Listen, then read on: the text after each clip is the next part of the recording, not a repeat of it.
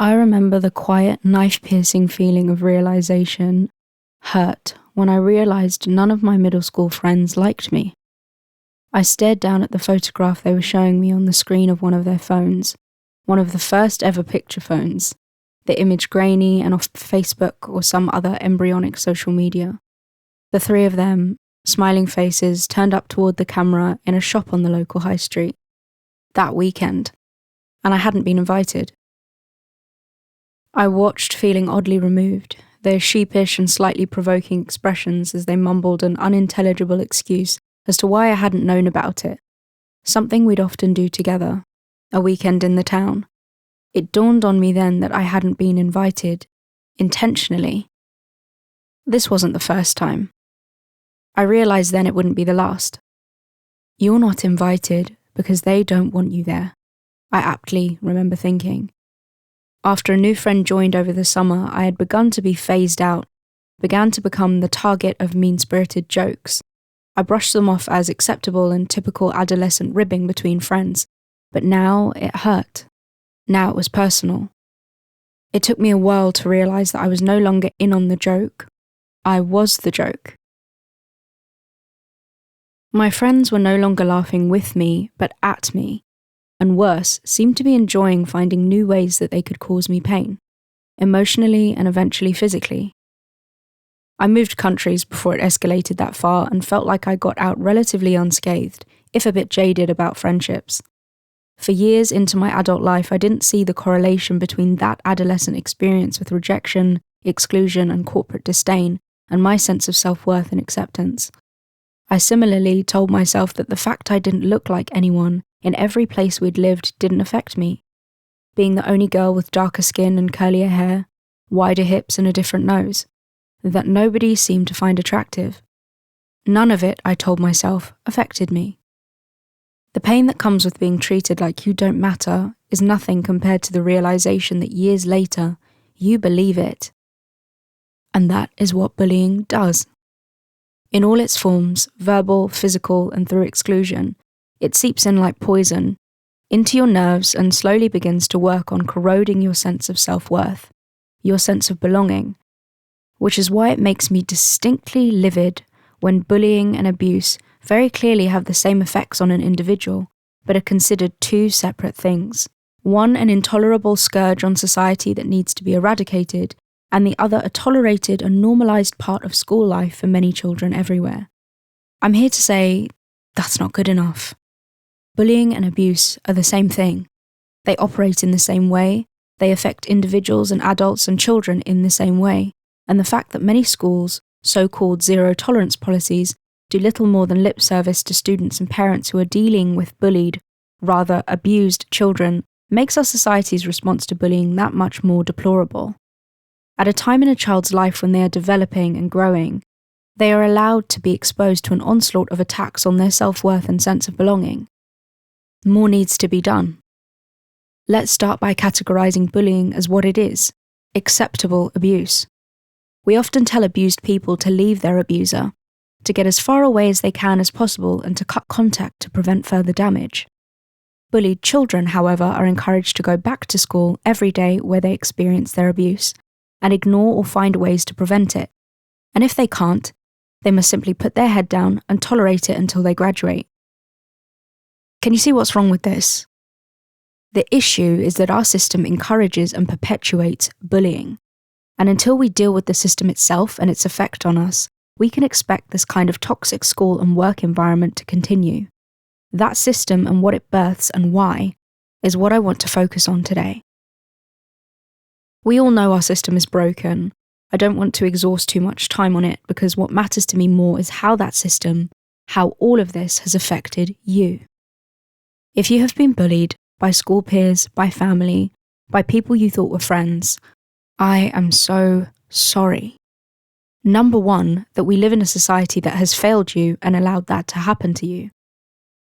Some of you may be able to pinpoint accurately how being bullied at varying degrees of severity affects you today, or others like myself might only see its effects much later down the line after it's uncovered. What I want all of us to acknowledge is that if you have experienced bullying, it shouldn't be minimized. What you experienced was and is abuse. It is a topic that isn't discussed enough. Children can abuse other children. Whether they're cognizant enough to know the effects of what they're doing, it doesn't mean it still doesn't do harm. Our society is set up to create and exploit our insecurities. Continually, all around us is the narrative that we are not enough, that we aren't skinny or curvy enough, not petite or tall enough, not strong enough, that we are eating the wrong foods while wearing the wrong clothes, jewellery, perfume and cologne, living in the wrong country or continent, and would be happier elsewhere with someone else being someone else. Being anything other than just you. It's a heady mix of both control and marketing. If you're never satisfied, you're easier to control because there will always be someone there to offer you an alternative plan in exchange for your loyalty and a company to sell you the solution to your problems, especially the problems you didn't know you had, in the form of a product that always runs out and never quite delivers the promised cure. What this does is create the worldwide belief that none of us are good enough, that in a crowd there will always be someone who is not enough, and your job is to avoid being that person and to spot who is. Who doesn't quite fit into the acceptable form we're all trying to be. Because if you can find who that person is, that means that thank God it isn't you. And you had better try your hardest to make sure it's never you, or else you're not worthy. Worthy of what, exactly? Respect, attention, time, patience, kindness, love.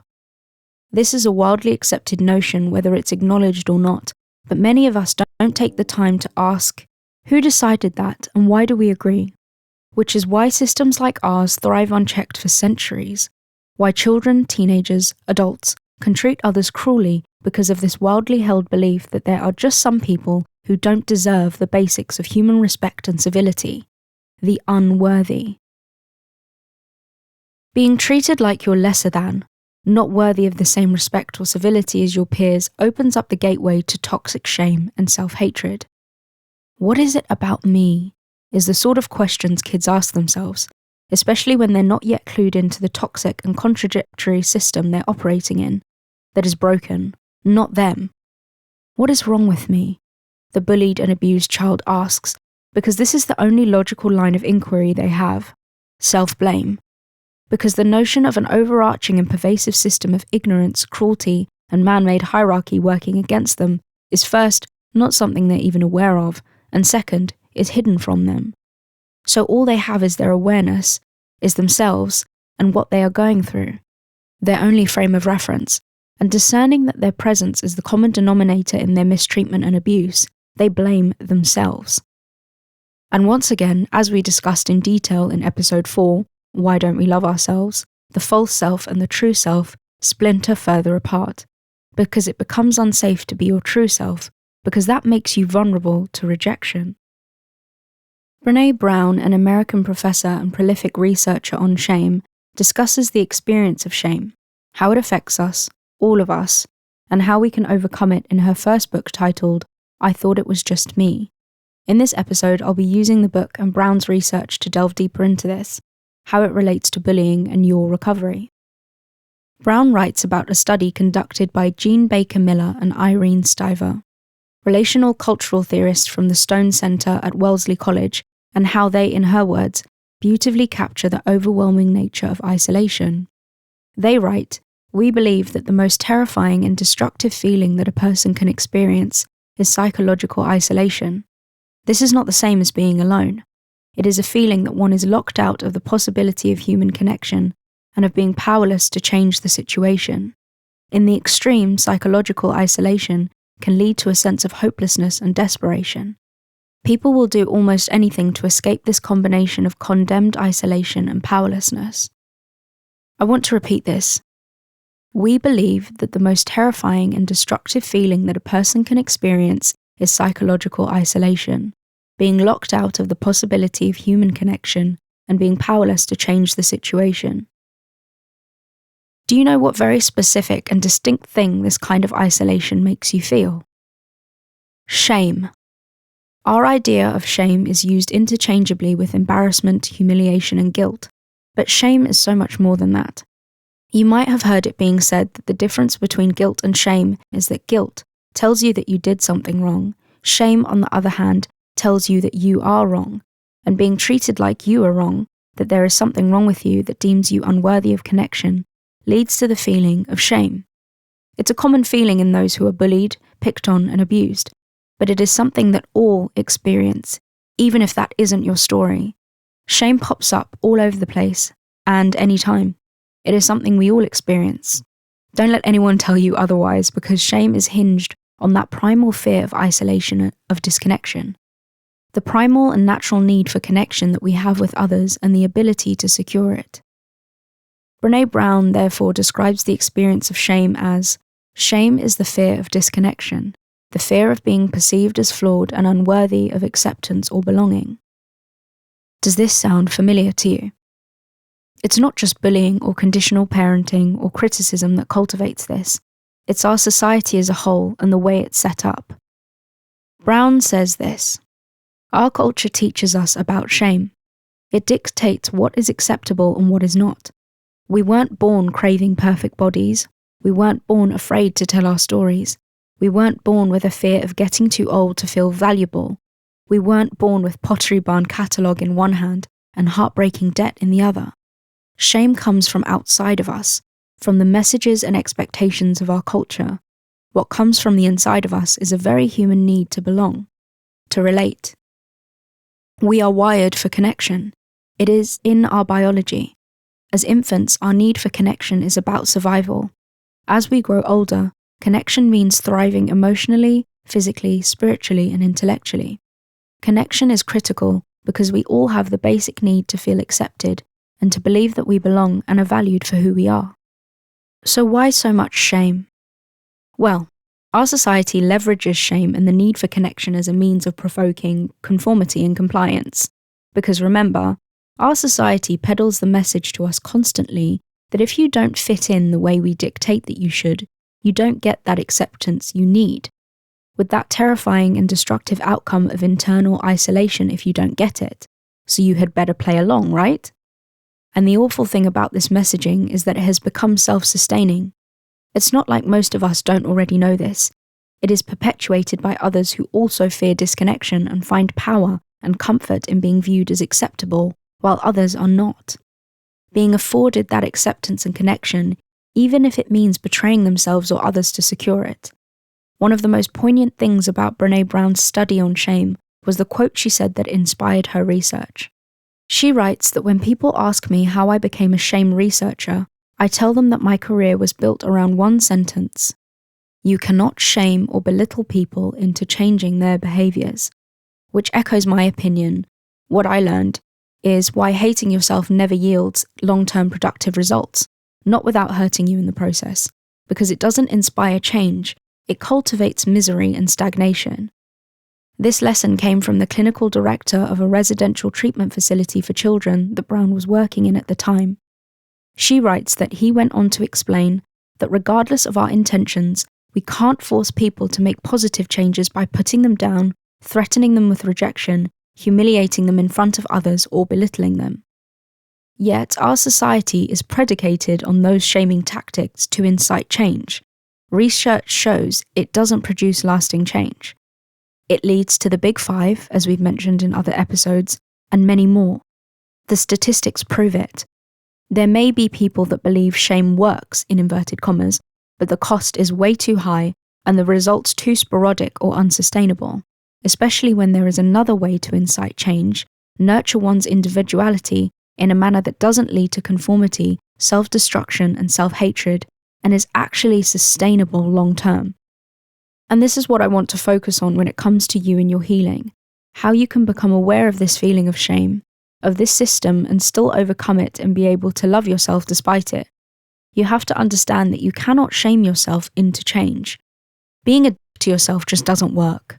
Not long-term, not without unequal consequences. Neither does jamming yourself into a box of conformity in order to gain acceptance.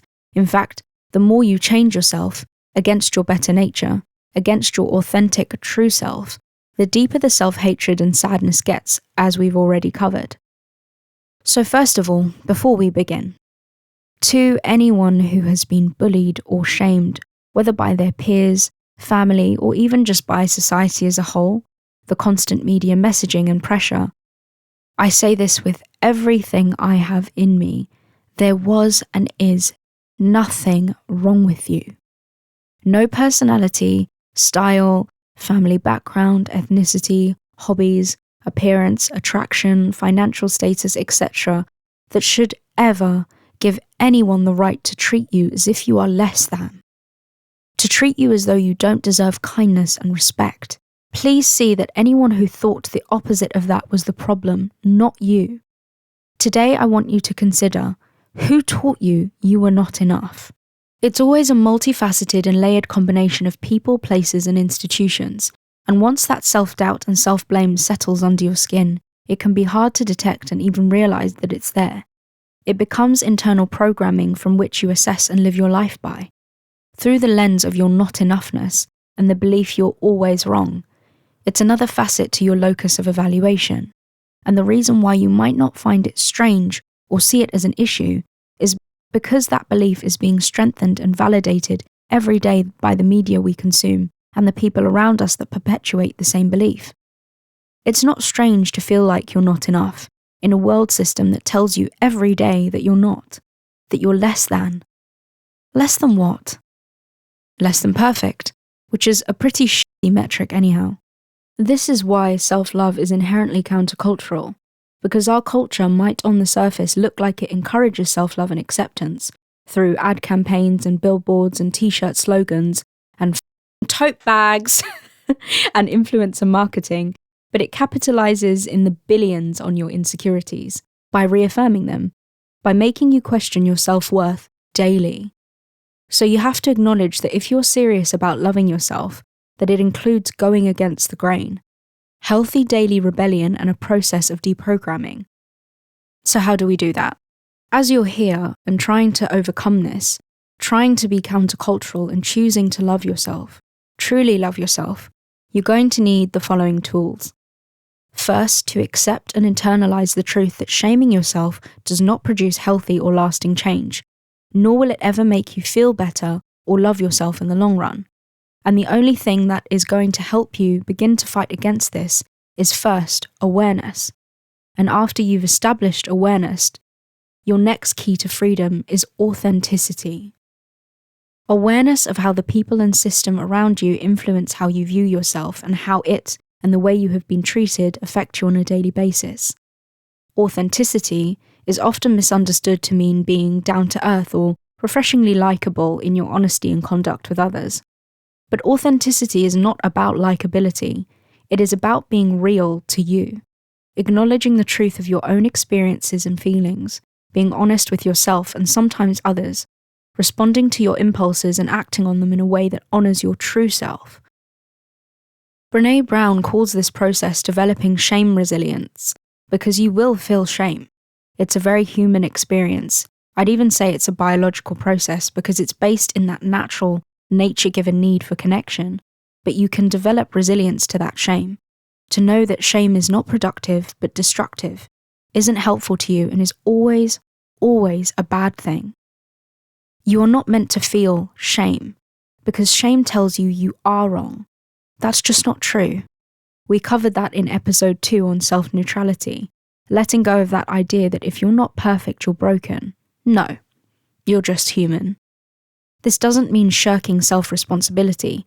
Feeling guilty for an action and behavior can inspire you to choose differently next time, so that's fine, but shame sticks you in a pit of self-hate and despair and doesn't accomplish anything for anyone, certainly not for yourself. And we're trying to love ourselves here, so let's let that go. What is important to know is that you will feel shame, but it is not your life sentence, nor is it true. It's based in fear of disconnection, of feeling afraid we might not be good enough for connection with others, and we have to learn how to manage that experience and move on from it in healthy and productive ways. Shame can no longer be your identity. You must acknowledge it first as an experience and a process, because then you can work on getting over it and continue to live your life. In order to love yourself, you need to let go of and know how to work through shame. Okay, so Awareness and authenticity. Let's get into it. Awareness. Brené Brown splits the experience of shame into categories. Different things affect different people and different genders differently. Spot the key word here. So you first have to be aware of the things, people, places and things that can provoke a feeling of shame in you. These are the social community expectations you contend with. These expectations dictate who we should be, what we should be, how we should be. These are all influenced by multiple strands in what Brown calls the shame web. All of the things that dictate who, what, how we should be daily. Media, faith, community, magazines, colleagues, film, educators, marketing, teachers, family, partners, membership groups, books, mentors, music, friends, health professionals, television, community members, advertising. In other words, every facet of society. For women, Brown says that shame categories include weight, sex drive, mental health, family history, addiction, abuse, attractiveness, style, money, parental relationships, romantic status, infertility, sexual dysfunction, and so on. For men, Brown lists some shame categories such as strength, fearlessness, social status, money and affluence, prowess both in daily life, capabilities, work, romantic and sexual settings. Brown states that while women have the impossible task of balancing, negotiating and traversing expectations that are unattainable and often conflicting, men are suffocating under the tremendous pressure of always appearing strong, fearless and powerful, which is equally unattainable. Brown writes that the metaphor I use to explain the phenomenon for women is the shame web. For men, I see something different.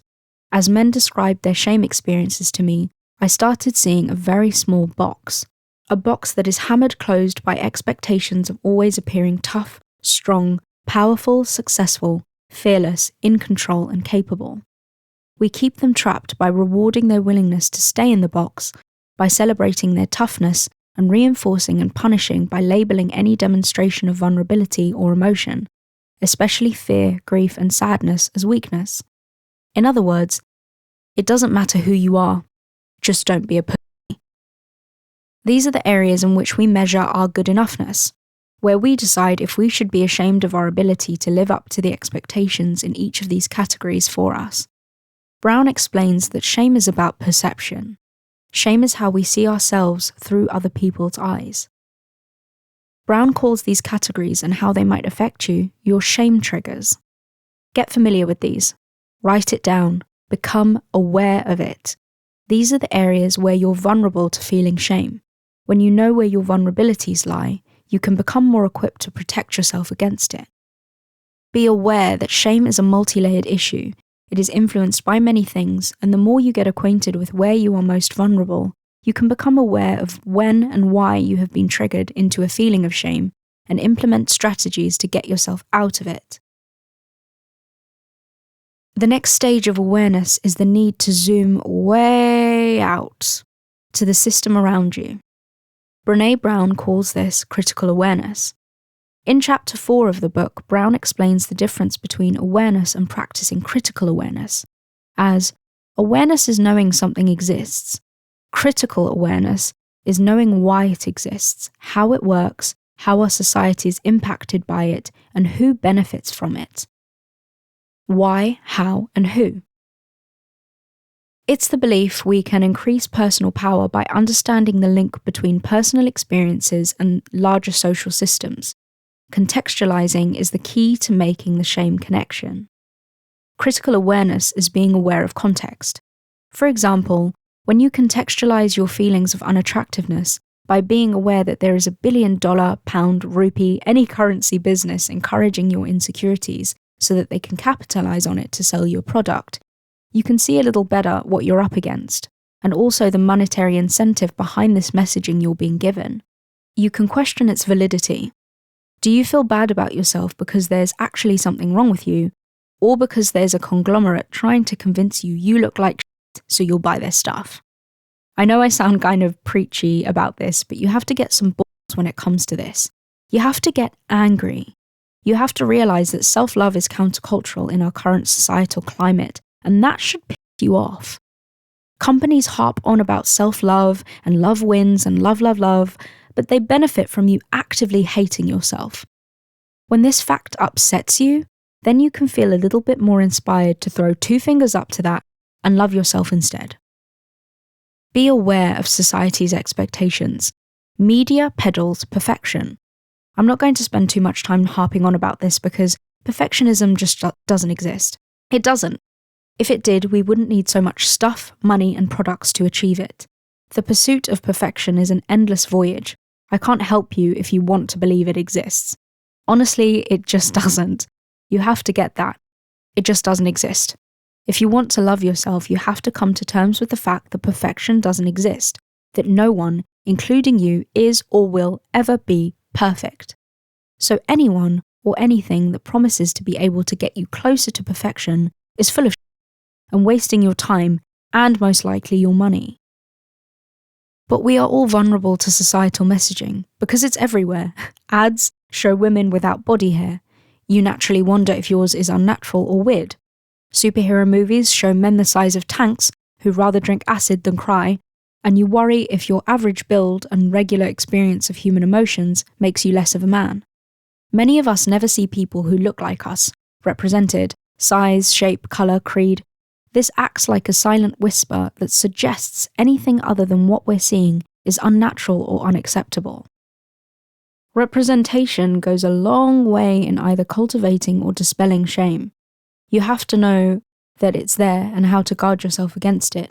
And most importantly, remembering you are not the only one by a long shot who is affected by this. A quick Google search will tell you that. Shame operates best by isolating you. First, psychologically. The more alone and abnormal you feel, the more shame flourishes, which again is why shame is a crock of shit. Because we all experience it. We are all affected by these expectations and perceptions. It's there, so it's going to affect us. None of us are impervious to these systems, but we can be aware of it and limit our exposure to it, whether that be social media curating or deleting, exposing yourself to different varieties of representation, or being very selective and boundaried about what you do and do not allow yourself to be exposed to or consume. All methods I would engage. Shame, like conditional parenting as we described in episode 4, is once again a means of control. Shame is a very powerful tool. Shame is used most often for silencing. You're too old for that, aren't you? You should stop that hobby that you love that brings you joy, because it's embarrassing at your age. You're looking a little thicker since last year. Maybe you should eat less over the holidays instead of enjoying yourself, because what will people think? An art degree? You mean a waste of time and money? It's awful. Many cultures thrive on shame. For many people, it's a form of cultural identity. It's what they're encouraged to perpetuate and heed to. But it's killing people. So, no more. No more. It's your life, and you have to choose. Shame is never okay, and it's never productive. Shame wants you to fail so it can shame you for it. It's a self-sustaining cycle, and it's gross. How many times have you been shamed out of something you love, that brings you joy, that makes you happy? That is why you need to know it's there and get rid of it, because shame keeps you stuck. It stops you from living a full life, and to love yourself means getting unstuck and being able to move forward in spite of feeling shame. The consequences of shame do exist. For many, they are a matter of life and death. I'm not talking about those very specific and specialized instances of weaponized shame. I'm talking about you, in your everyday life. It's wrong of me to assume anyone's privilege. You are the best decider of whether or not the consequences of shame are worth it or not. But in my opinion, and the way that loving myself works, I will always choose me and what works best for me, no matter who it upsets, no matter who it disconnects me from. Always. Because I've experienced many years of life not doing that, and I was miserable for every second of it, so I won't be doing it from here on out, thanks. But that's up to you, and I'm not here to shame you for that either. I'm just here to make you aware of the self-betraying consequences and the impact on your long-term happiness and well-being if you give in to shame. I'm advocating for doing what works And anything that perpetuates the big five, to me, resolutely does not work. Okay? It's my belief, and what has helped me in developing critical awareness is actually being angry about it. Viewing my commitment to loving myself as the rebellion against the system that it actually is. When you look at the system around us, self-love is countercultural. It's why it's so hard to do. Critical awareness has helped me look at the wider world around me that criticizes everything about me and actually now be able to say, who gave you the right to tell me I'm not good enough?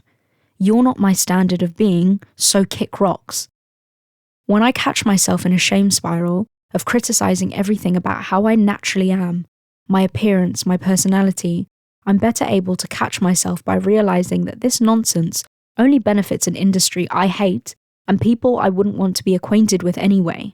And it feels pretty good now to make that decision to love myself anyway, regardless of what anyone else thinks of what I'm told. The trust I've built within myself by doing that has already helped me on my journey, because the times I have chosen myself and appreciated myself as I am, I've been able to slowly unfurl that shaming tactic and actually implement changes I do want to make in my life, because I have been able to trust that I am on my side. Not actively working against myself in collaboration with a corrupt system I hate anyway. I proved to myself I've got my own back. So, to summarize the awareness section, 1. Be aware of where you are vulnerable to feelings of shame, your shame triggers. 2. Be aware that you are not the only one who feels this way, and dispel the myth that your shame is telling you you're the only one, that you're uniquely messed up and therefore worthy of disconnection. No. You're human, and your desire to be accepted is natural and good, but not at the detriment of your true self, your worth and autonomy. 3. Critical awareness. Context is key. Be aware of the shame messages all around you and how they may be getting in and affecting you. But most importantly, ask why, how, and who. Ask who it benefits, the industry, the system, and realize that it isn't benefiting you. So let it go. Now let's move on to authenticity. Again, this is twofold. You might be thinking, okay, what's all this awareness going to do for me? I know shame is there, I can't escape it, I'm going to feel it. So now what? Now comes authenticity. Authenticity, as I said before, is about a commitment to honoring your true self, which means your experiences, your emotions, how they affect you, and your unique perspective on life, regardless of whether that makes you acceptable. Why is this important? Because in order to be resilient against shame, you need to own your shame. You need to know that it's there, that you feel it, and as Brené Brown says, to call it out. Shame flourishes in silence and isolation, in making you feel that you're the only one, that you're uniquely fucked up. And in knowing that this is what shame does, you can actively remind yourself that what you're experiencing isn't the truth of who you are, that you have just been triggered into feeling shame, and that what shame tells you is untrue. You're not unlovable or fundamentally wrong. You don't have to listen to that predictable shame cycle, because now you know it's there and what it wants you to feel, and you have to firmly remind yourself that it's untrue. You are not your thoughts and your mistakes. You are not eternally disconnected from other people because you did something weird or quirky or made a mistake. Now comes the part many people don't like. Shame, ironically, flourishes when you are disconnected from others, despite it being the fear of disconnection. For it to continue to grow, it has to get you to believe you're the only one, that you are uniquely messed up and in this on your own, that if anyone ever knew the truth about you, they'd be justified in disconnecting from you forever. Well, that just isn't true. Going back to the fact that we are all human and we all experience these things, shame can't continue to populate when you realize you are not the only one that feels this way or has done the things that you have. Nothing unravels shame better than connection, as simple as talking it out with someone else. Owning your feelings of shame is always owning your experience of it, owning your story, sharing. If shame flourishes in disconnection, it withers in healthy connection. This is why it's so important for me to talk about things like bullying, universal experiences that get ignored or minimized.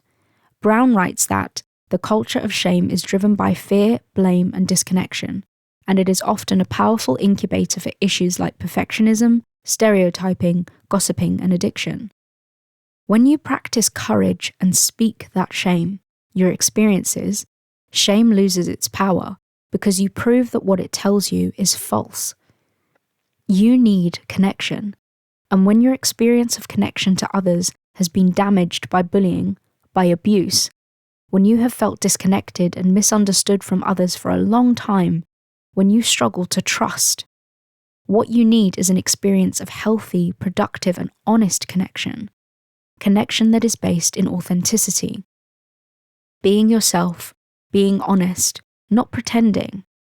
I encourage you to find a place and people that you can openly share your authentic experiences with, where they will validate and welcome you, because when you do, and see that others have also been through what you've been through, or felt how you felt, that seeing the real you doesn't make people run away from you, but instead convene with you in your truth. That is a deeply healing experience that untangles the web of shame and isolation around you. When I entered my first 12-step meeting, I didn't have any expectations. I just knew that I was entering a room where people understood how I was feeling.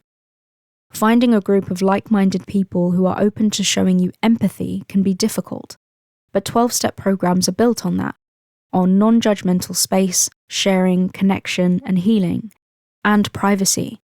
Being able to sit in a room with people I would never normally have spoken to or interacted with, of different ages, backgrounds, and races, and share my experiences and have people who I would never expect come up to me and say, "Thank you for sharing that. Me too." Shame couldn't operate in the same way in my life anymore after that, because I knew, I had proof now that I wasn't the only one. In my fear of being shamed and disconnected for the things I'd been through, instead I received warmth, acceptance, validation, and dare I say, love. Because shame couldn't convince me I was fundamentally wrong and broken, because every Tuesday I sat in a room with others just like me, and each week I wasn't shunned or ridiculed or disconnected, I was embraced as my true self. It's very difficult to talk about shame.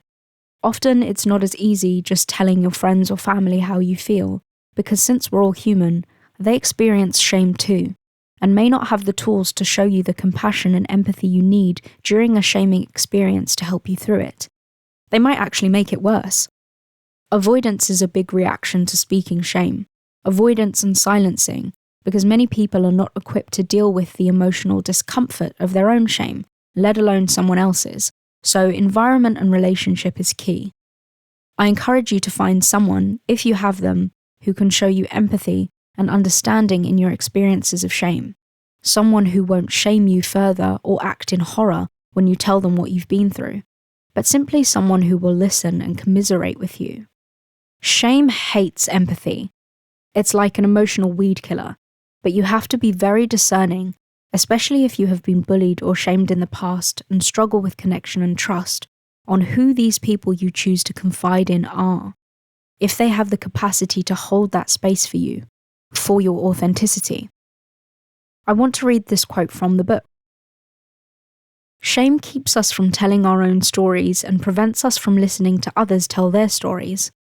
We silence our voices and keep our secrets out of the fear of disconnection. When we hear others talk about their shame, we often blame them as a way to protect ourselves from feeling uncomfortable. Hearing someone talk about a shaming experience can sometimes be as painful as actually experiencing it for ourselves. Which is why personally I recommend the neutral ground of 12-step meetings. There's meetings for almost everything these days. The original AA, Alcoholics Anonymous, narcotics, overeaters, eating disorders, sex and love addiction, adult children of alcoholics, which I particularly recommend because there is no prerequisite that you have been raised by alcoholics. It's just that if the criteria and life experiences resonate with you, you can join a meeting. With people you don't know, with no preconceptions of you, who are just there to listen and to be non-judgmental to you. And you all have the understanding and agree that nothing any of you say leaves that room. I know many people, I'd actually say in my experience they were in the majority, who never once shared in a meeting. For years, even decades, but they benefited so much by listening to others put words behind their feelings, to acknowledge their own authenticity when something resonated with them without ever having to publicly speak or share. They were able to heal because weekly they were shown they were not alone. If you're going to love yourself, you have to get real, which to me means to be authentic. You have to be open first to yourself, then whether that be to a therapist, friends, or a controlled, safe, and anonymous group, in person or online. You have to be authentic, honest about what you have been through and who you are, because when you do that, you realize the world didn't end. You didn't become the world's greatest pariah. You're still here, and shame can't isolate you anymore. This all takes courage. Again, I've told you this is not easy. When you have a multitude of reasons why this feels like a bad idea, the ability to do it afraid anyway is what enables you to not stay stuck. You are going to have to be brave. And I know that is scary, but staying in shame and darkness is so much worse, I can promise you that. You can never love yourself like that.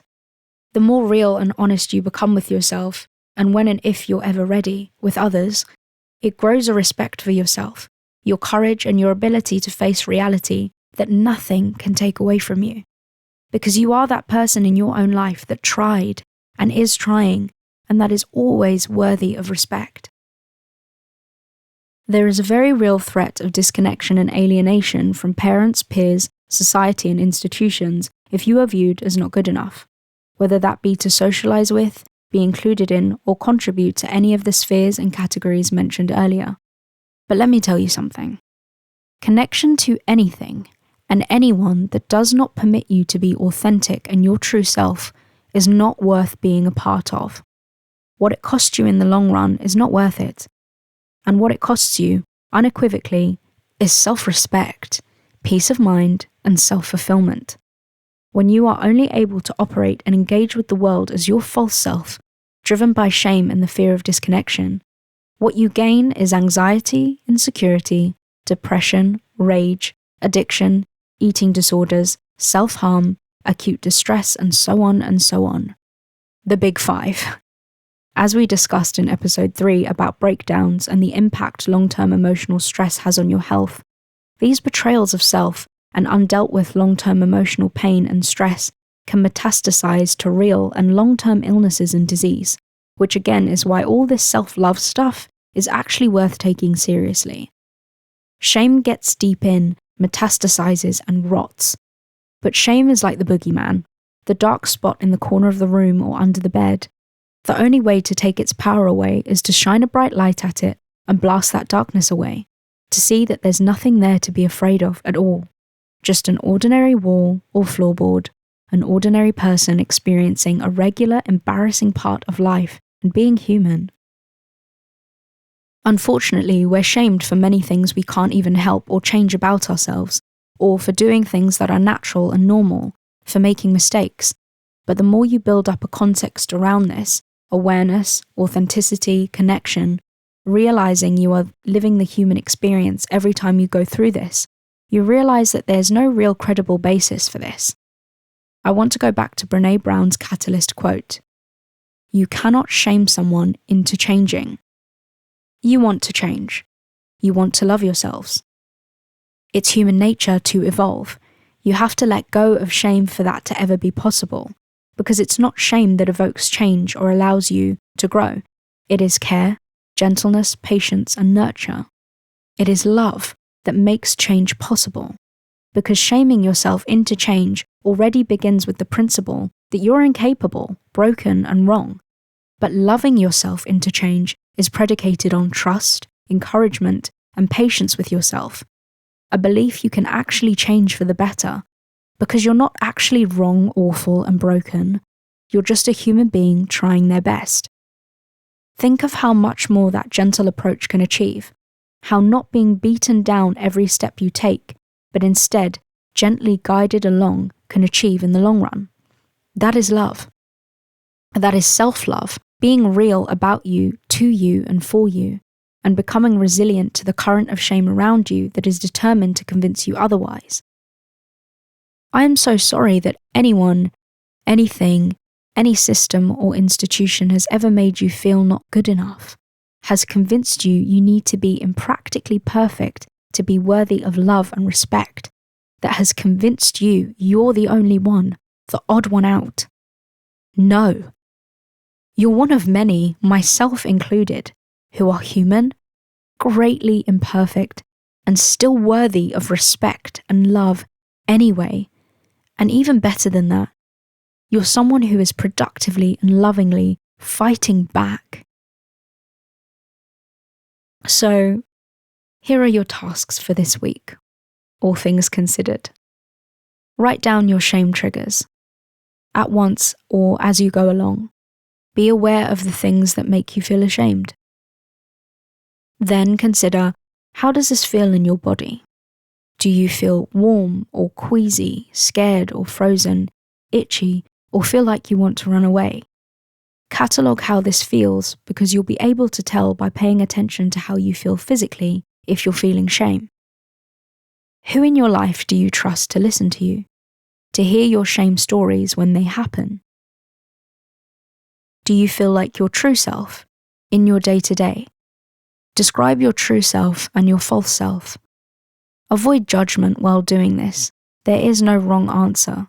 You're being real. Well done for that. I commend you, and so should you. What does being your true self look like to you? If you have listed negative traits in your true self, write down the positives about the real you, what you enjoy, what you hope for. We'll come back to that later.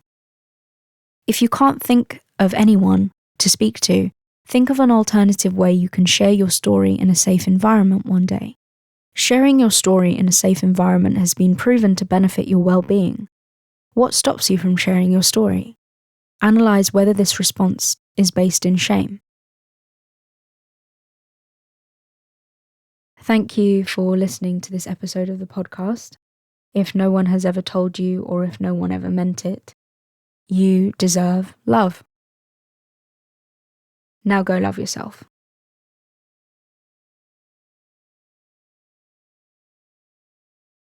As always, the episode resources and references, disclaimers and social media links will be in the show notes and description. The uncensored audio podcast episodes are available on Spotify and Apple Podcasts. Details on how to support the podcast are also listed in the show notes and description if you feel so inclined. If you would like access to the uncensored vodcast of the episode you just watched, as well as journal prompts and reading material, this is available through Patreon membership.